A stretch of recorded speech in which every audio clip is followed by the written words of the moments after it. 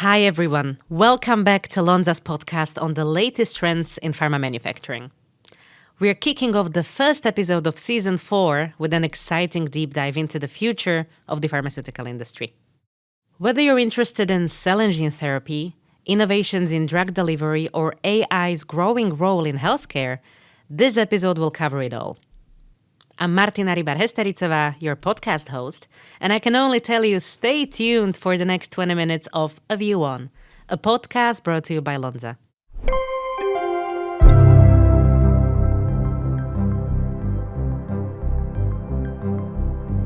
In this episode of A View On, we're exploring progress in antibody-drug conjugates, reviewing recent updates in the cell and gene therapy space, exploring innovations in targeted delivery using capsules, and looking at how artificial intelligence is transforming the world of pharma.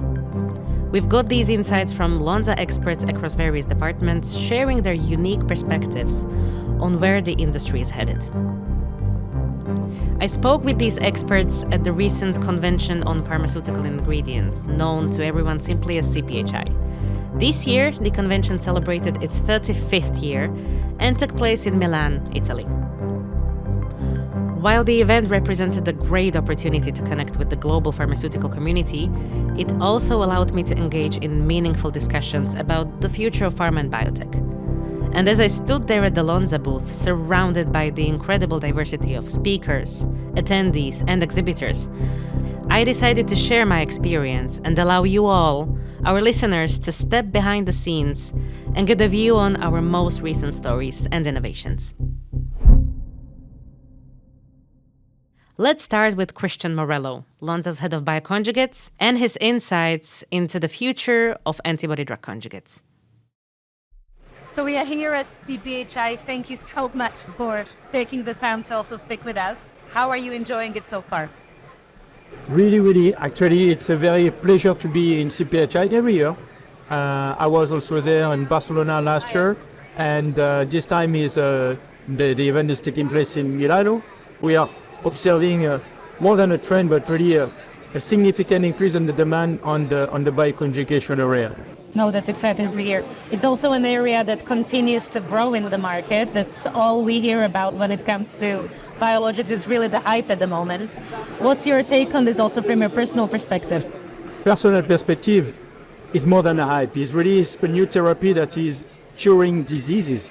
And if we can observe this increased demand, it is because the clinical results are positive and demonstrate the value of this type of technology. We are coming into the era where the technology is really mature. So basically, you can play on the carrier, you can play on the linker, you can play on the payload, you can play on the different parameters that makes a drug very beneficial, and you are improving the benefit-risk ratio.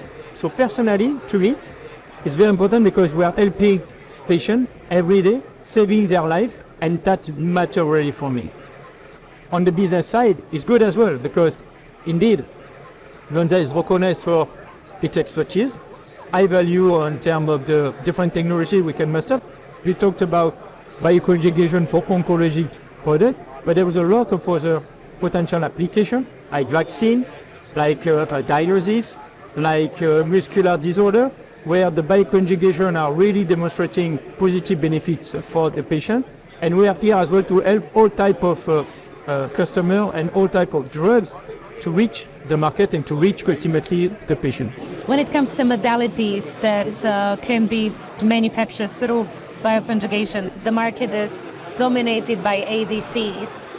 What about the other types, more complex bioconjugates or more technically challenging bioconjugates? Is Lonza also looking into those areas? If you look just the revenue, indeed, the market is dominating by the ADC. The oncology application. Nevertheless, when you look at the clinical pipeline, you can see that it's 50-50, 50% oncologic and 50% other indication. As I said, vaccine, you have orphan diseases, muscular disease, you have also some diagnosis, you have a lot of different applications, and the boom of clinical study really support this increase of usage of technology in different type of therapeutic. The molecule of tomorrow is the one that starts today on early stage, and we want to partner with the early biotech company to support them till a successful commercialization. How does the collaboration look like between biologics and small molecules? This is indeed the benefit working with Lonza, because we can deliver working hand in hand with our small molecule colleagues. And I should say that we are not working with our colleagues, we are working as an integrated organization, and we are addressing the customer needs.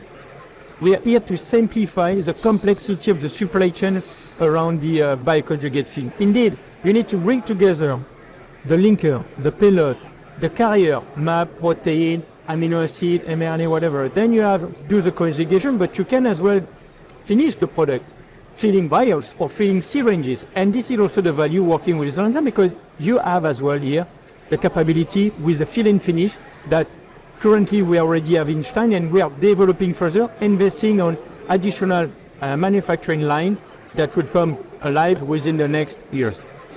Now, something just out of curiosity, since I'm really interested in this topic myself also on a personal level.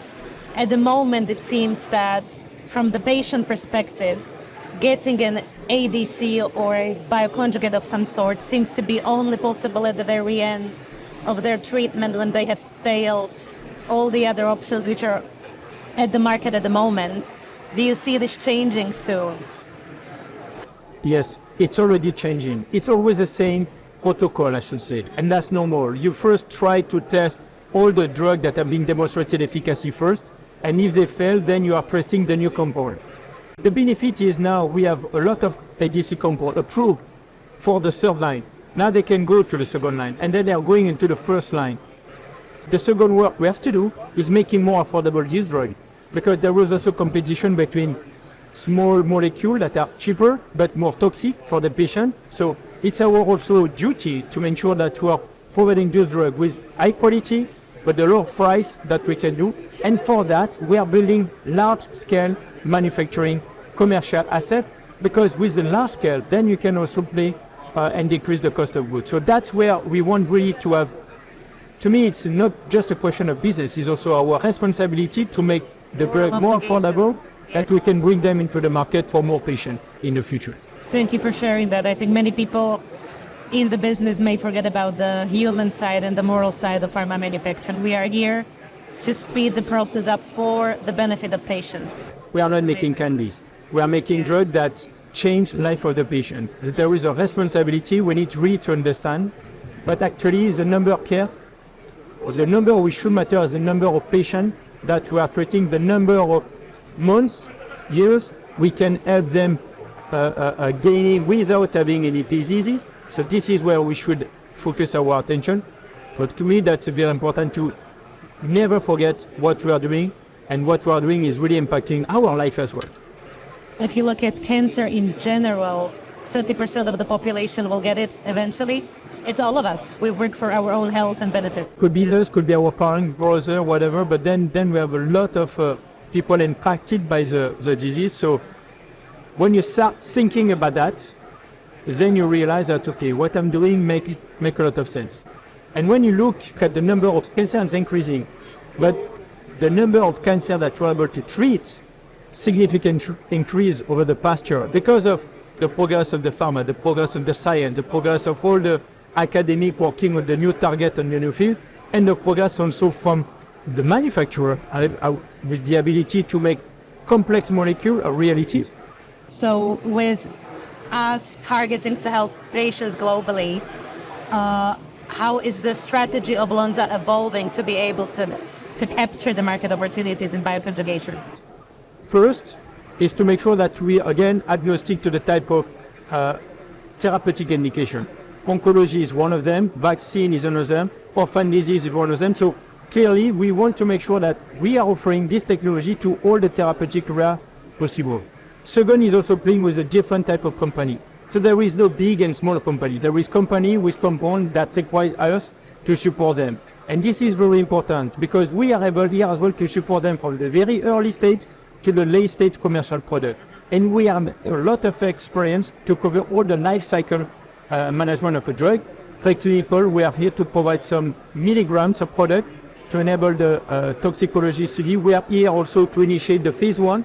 we're here to continuous clinical development, phase 2, phase 3, and to continue this journey till the commercialization of the product. And last but not least, when I say that innovation is also innovation on the scientific part, like with our Synaffix colleagues. So we're bringing new type of technology on the bioconjugation to facilitate development of them drugs.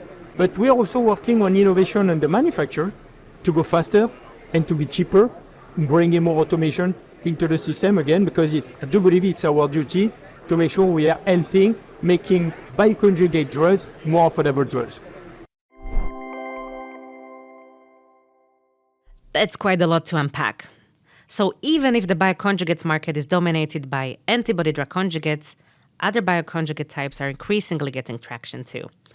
These complex molecules need support from an experienced manufacturing partner who can simplify the complexity of the supply chain and innovate across the entire product lifecycle. I also spoke with Simon Vakshal, Associate Director of Small Molecules R&D, whose team is responsible for introducing new technologies into Lonza's pipeline. Simon explained the role AI is playing in revolutionizing how drugs are discovered and manufactured. I'm Simon Vakshal, Associate Director in Lonza Small Molecules R&D.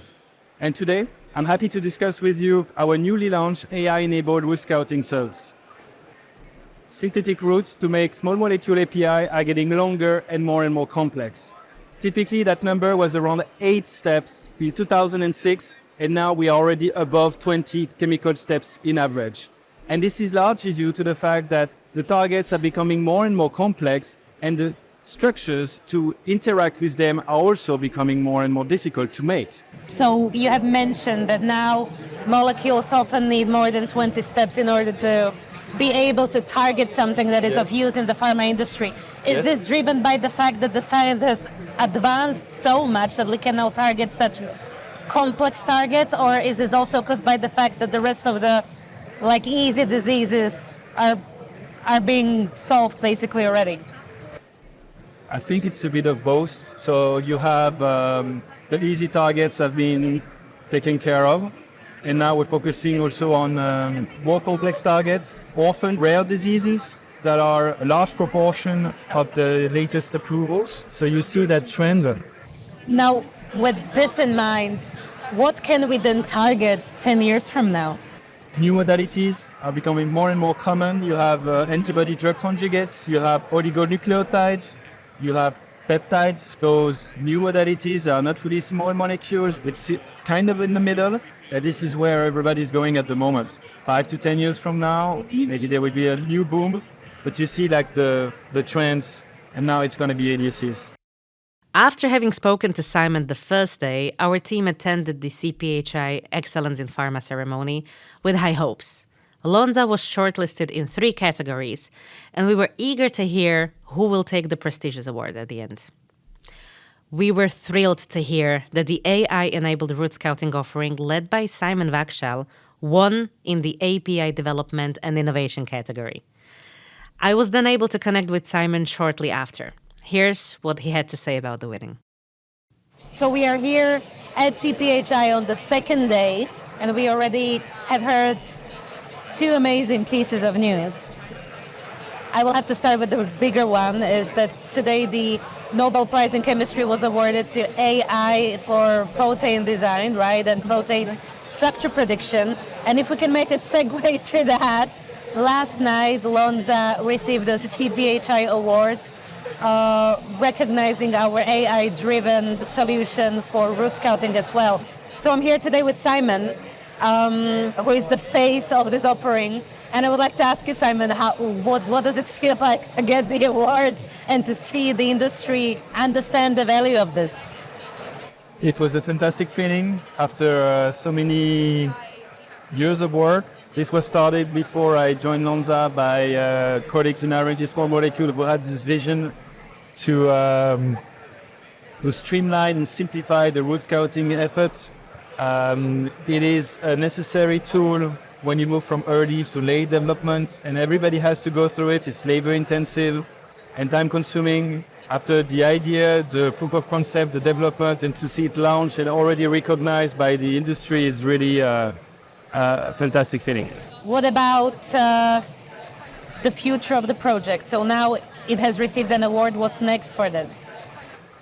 So we want to streamline the whole process to even shorter the duration of the project. Currently, for a complex molecule with 10 to 16 steps, it takes 54 weeks, up to 6 weeks if we are 20 steps, for instance, and more.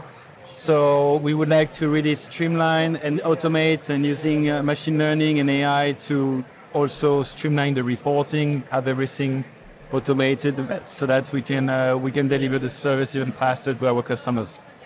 Does the timeline you mentioned depend also on the scale? It's really not linked to the scale. It's really a paper exercise. It's agnostic in terms of scale. And we only need the structure and alignment with the customer on what is trying to accomplish with this with scouting. What are the prerogatives? What is his needs, wants, nice to have, so that we can really rank and do the best service possible. The increasing complexity of drugs in the pipeline is a major growth driver for our business, and we are investing in digital innovation to support developers in bringing their innovative and new therapies to market. A great example is AI-enabled route scouting, which ultimately won the CPHI Pharma Award in the API Innovation category. Congratulations to Simon and his team again. We also had an in-depth conversation with Marie Leblanc, Executive Director of Cell and Gene Technologies Commercial Development, about the future of cell and gene technologies. When I was a student a few years ago, although it's been more than a few years by now, I remember reading about the potential of cell and gene therapies. And since then, we have seen many new projects come to fruition. We have seen many therapies being commercialized. So it seems that the segment of the pharma manufacturing space has really advanced in the last 5 to 10 years. What's your take on this? How does the manufacturing landscape and the commercial landscape look like at the moment?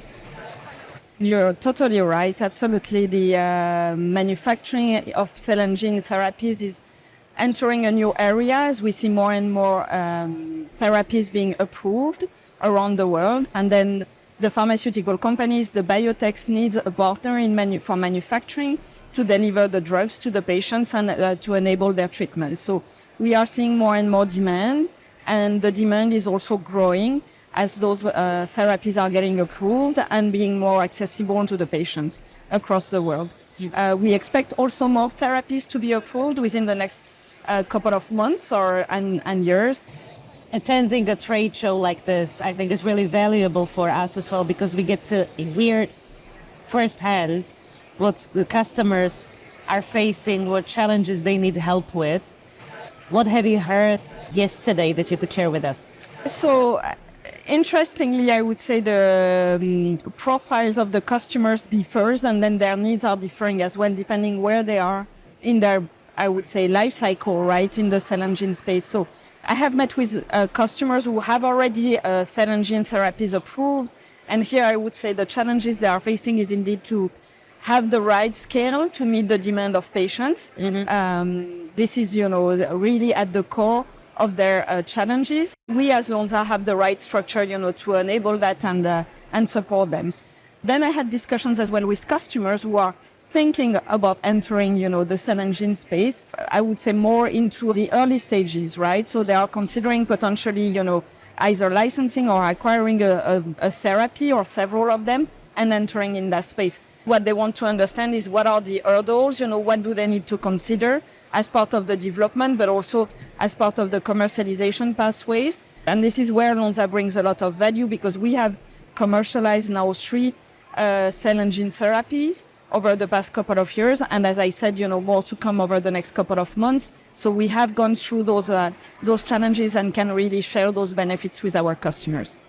Now, I'm going to take a weird segue here now, maybe. So today is the 9th of October, and it is the day when we will also hear which project will receive the Nobel Prize in Chemistry. And it's really interesting because just recently we have announced that we will be manufacturing a therapy, the first in the world that is based on CRISPR-Cas9, which also received the Nobel Prize in 2020, I believe, right? Yeah. How does it feel to work on projects that are really bringing fantastic and innovative science to patients? For me, beyond the science, what's really exciting is to change the patient's life, right? I mean, you really feel you have an impact, not only on the patient, but their families as well. When you hear, stories of patients, what they have to go through, especially in the cell and gene space, there are a lot of pediatrics, treatment. And being myself a parent, you really can relate, to the impact it's having on the families, on the people. And I think, for me, this is the biggest gift I'm having in working in that space. So what I'm hearing is that the entire cell and gene therapy field is experiencing a shift, with more therapies reaching commercialization. And this is a real challenge for drug developers who are looking to secure the right supply at the right scale to meet demand.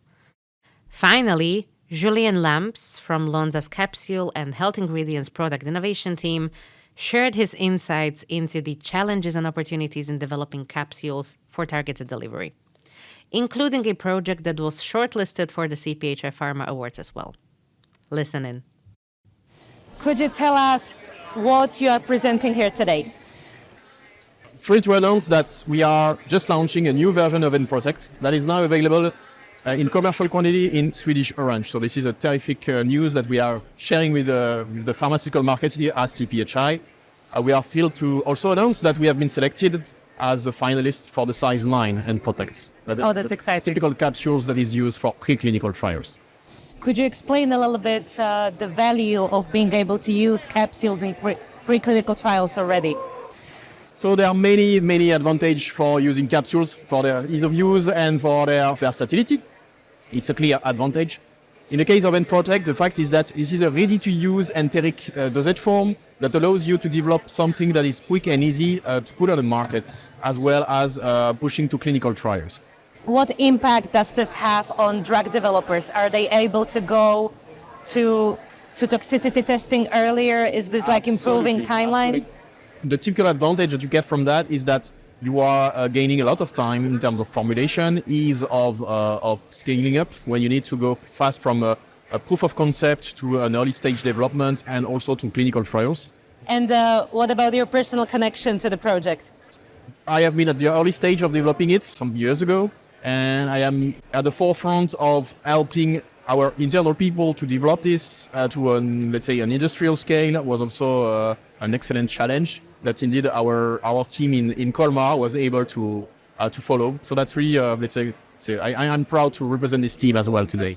When it comes to connecting this innovation to the recently launched InnovaForm in Colmar, can this be somehow connected? Do you plan to further advance the N-Protect project in the facility? Yeah, definitely. The InnovaForm Accelerator is also an excellent platform for accelerating the path to success for any development company. We know that you need to have experts in the fields of formulation and of dosage form to help you going quicker and faster and in a more efficient way. We have a dedicated team in Colmar to support you in this way. And we have, been proud of launch some weeks ago, the new house for this excellent service that we are proud to offer to the markets. At this year's CPHI in Milan, Lonza's Capsules and Health Ingredients division presented a novel enteric drug delivery size 9 capsule that addresses the need for a preclinical solution for the oral administration of pharmaceutical actives and formulations to rodents. If this topic sounds familiar, we mentioned it in the last episode of Season 3, so make sure to read the accompanying blog of this episode, where we will have links to all of the relevant information.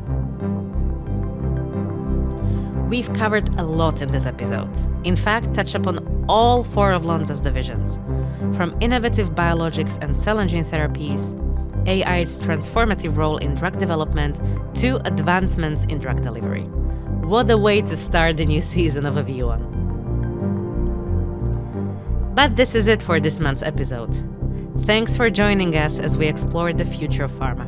Make sure to subscribe to the podcast and follow us for more episodes diving deep into the industry's latest trends. Bye for now.